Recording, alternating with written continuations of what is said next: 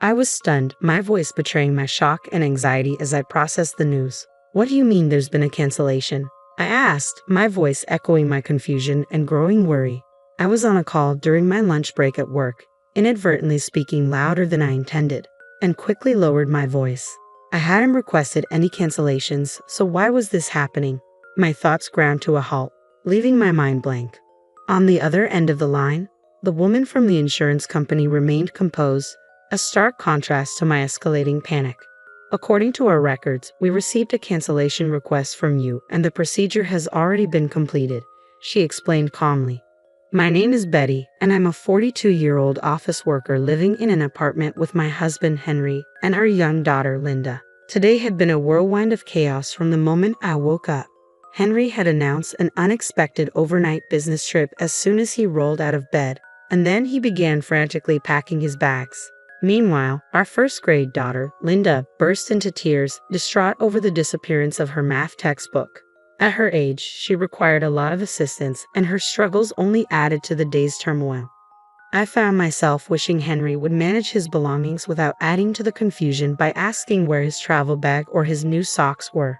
This year had been particularly challenging, and thoughts of divorce had begun to haunt me more frequently. When I expressed my frustration about their lack of preparation the night before, Linda promptly apologized, genuine remorse shining in her eyes. Sorry, Mom. I'll be more careful next time. I reassured her. It's okay. I should have checked with you yesterday. That was my mistake. However, dealing with Henry felt like an entirely different battle. Linda was still so young, and if Henry had prepared ahead of time, we could have avoided this morning's chaos. He should have taken the initiative to sort out his socks or even buy new ones for his trip. His comments about needing new socks for his travels irritated me deeply. I had no idea about your business trip schedule, I replied, frustration creeping into my voice. Aren't the socks I washed and put away good enough? His insistence on new socks struck me as odd, but I kept my opinions to myself. His business trips were infrequent, perhaps once every few months, and surely this one had been scheduled well in advance even if he hadn't mentioned it. If he needed new socks, he should have either bought them himself or told me beforehand. Seeing Linda's tear-streaked face as she pleaded, Daddy, Mommy, please stop fighting, broke my heart. I turned to her. Linda, I'm sorry.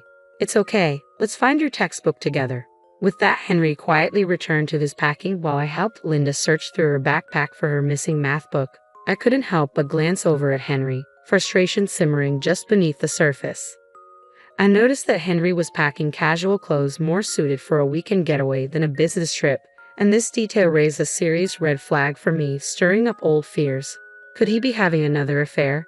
Given his history, my suspicions were not unfounded. He had been unfaithful twice before. The first incident happened just before Linda was born, pushing me to the brink of filing for divorce. However, after tearful apologies and interventions from his family, including heartfelt pleas from his mother and sister to give him another chance, I reluctantly decided to stay. Then, last year, he strayed again with someone he met on a dating app. Henry, who prides himself on being direct and rarely subtle, thinks he's discreet, but his attempts at secrecy often come across as transparent and almost comical from my perspective. When I caught him, he resorted to tears and apologies once more. It was both pitiful and frustrating to witness his humility, especially knowing his usual arrogance. That time, I made it clear that one more slip-up would mean the end of our marriage. I even had him sign preliminary divorce papers and transfer all our savings into my account as a precaution. Though I forgave him, my feelings for him had completely evaporated due to his selfishness and lack of involvement with Linda. I contemplated postponing the divorce until Linda was older for her sake. Thankfully, we quickly found Linda's math textbook, and she left for school with a cheerful smile.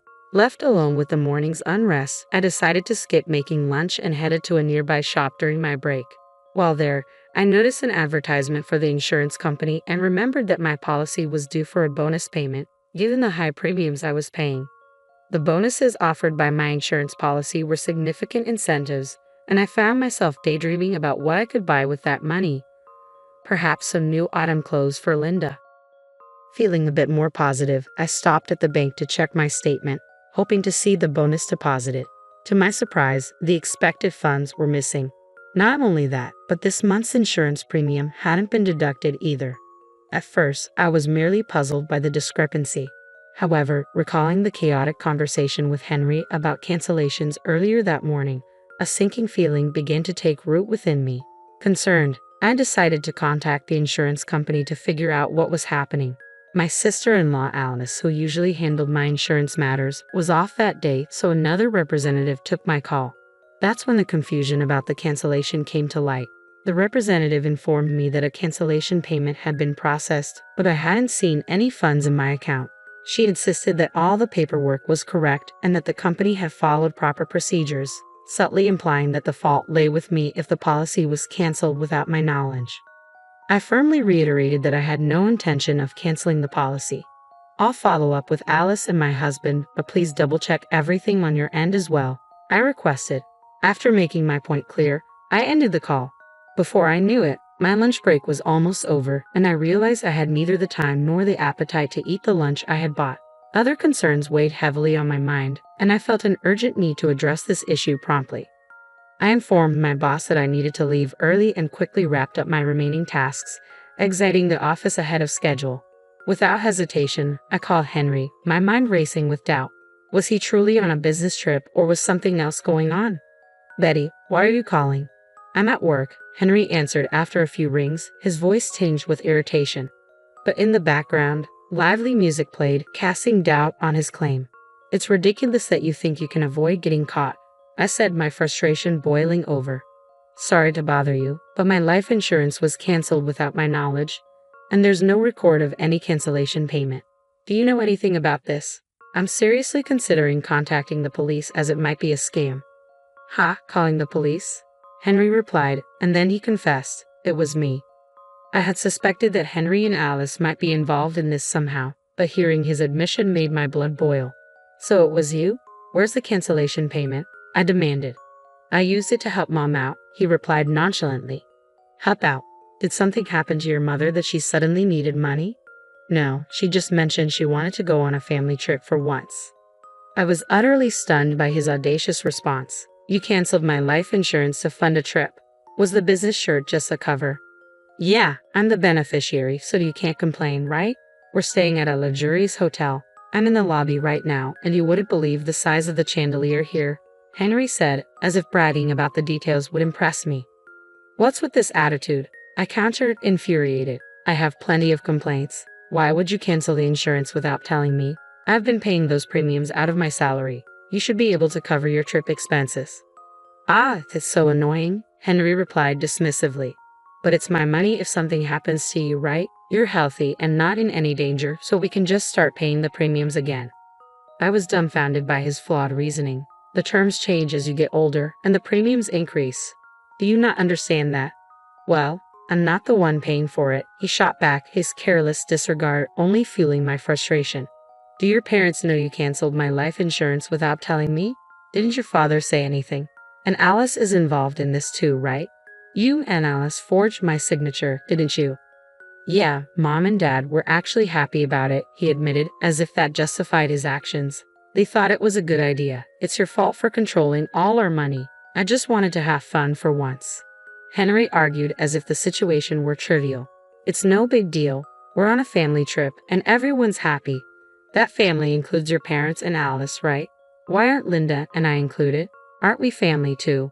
My voice trembled with hurt and disbelief. "Insurance is meant for emergencies. Shouldn't you have discussed using it for a trip with me first?" But he knew I would say no. "You and Linda are always together. It's fine for me to spend time with my real family once in a while," he retorted. "Plus, Alice was planning to sign you up for a new life insurance policy, so it's a win-win." I can't believe you're not embarrassed by these excuses. It's like you're a child who didn't tell me because you knew I'd object. That's exactly why you didn't tell me. You knew I'd be upset. It's so frustrating.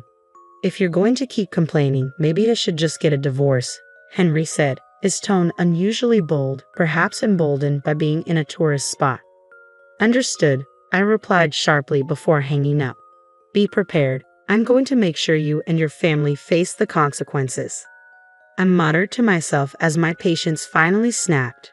Henry had taken my forgiveness for granted too many times. Despite my threats of divorce, I had once thought my in-laws were decent people, even though Alice had pressured me into an expensive life insurance policy. I believed she wasn't acting with malice, but decent people don't secretly cancel their daughter-in-law's life insurance to fund their own pleasures. Like husband, like family, I thought grimly. I was done with all of them. I went straight to visit the lawyer, clutching the divorce papers Henry had filled out earlier as if they were a talisman. I filed for divorce immediately. Afterward, I picked up Linda from after-school care. On our way home, I gently explained the situation to her.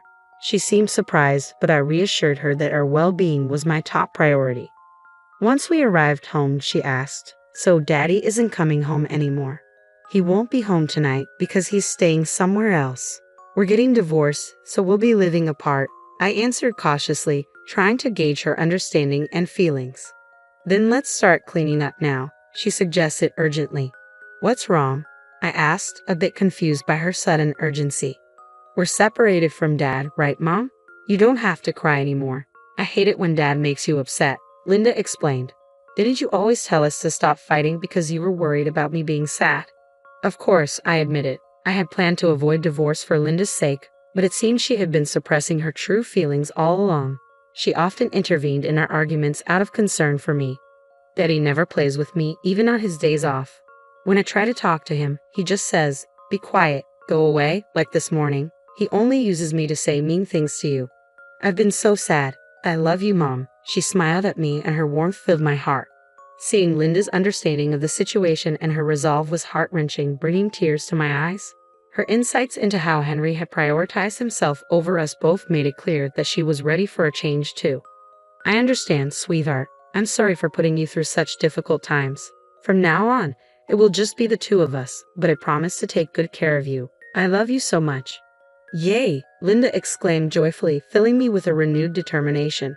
I vowed never to let Linda feel sad again. While she worked on her homework beside me, I busied myself with tasks like consulting a lawyer and researching real estate agents and moving companies. I reached out to my parents to discuss our next steps, gathering their support to ensure that Linda and I would have a strong network as we moved forward. When I explained the situation to my parents, their immediate response was to tell me to come home right away so that Linda wouldn't have to change schools. My father also offered to borrow a truck from a friend to help us move our belongings.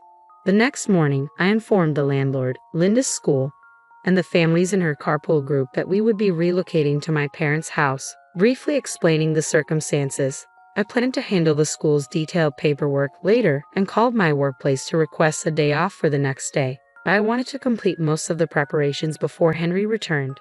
By the time Henry got back the next day, my parents had arrived, and we swiftly moved our belongings to their home. Everything was settled except for Henry's things, which remained in the apartment. I left a note that read, "We are divorced. We are strangers now," and exited the apartment. I imagined Henry's shock at finding us gone, feeling a wave of relief and satisfaction wash over me. The smooth execution of this divorce was a testament to the lessons learned during Henry's previous affair.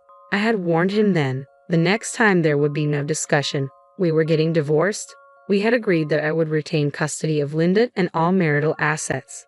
With that in mind, Linda and I began our new life at my parents' house. Later, my frantic mother-in-law called. She must have reached out because I had blocked Henry's number. Knowing Henry's tendency to cry easily, despite his usual bravado, I pictured him sobbing away. "What are you thinking, divorcing my son when he hasn't even cheated this time?" she yelled, her voice loud enough to hurt my ears. I instinctively pulled the phone away from my ear. "Betty, it's not too late to apologize to my son right now. He's been crying nonstop because he's so upset. Aren't you embarrassed to make such a fuss over this?" "Apologize." I was so taken aback by her words that I blurted out, "Who are you?" My mother-in-law clearly didn't expect such a response, and her words suddenly stopped. "Well, yes, it's me, your mother-in-law. Come on, Betty, what's wrong with you? You're not losing your mind, are you? You're still young." "No, I only have one mother. Are you some kind of scam artist?" I replied, half jokingly yet pointedly.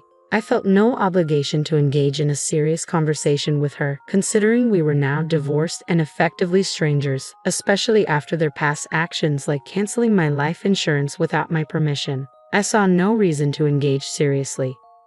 "Don't joke around, Betty. If you're going to act like this, we have our own ways of dealing with things," she warned, her voice seething with anger. "And what exactly can you do?" I countered, skepticism lacing my words. We agreed that if there was another issue, I'd get a divorce immediately. Henry himself told me over the phone that he wanted a divorce. My firm stance made her pause, and I seized the opportunity to press further. If you wanted to go on a trip, you should have consulted me first. Instead, you committed a crime. Unauthorized cancellation of life insurance can be considered forgery, punishable by imprisonment. I'm ready to pursue this thoroughly. I knew of no financial troubles in Henry's family, so their actions struck me as not just impulsive but reckless, and I couldn't let it slide. Wait a minute, we can't be criminals. Please, I'm sorry, let's talk, she stammered, her tone shifting suddenly at the mention of possible imprisonment.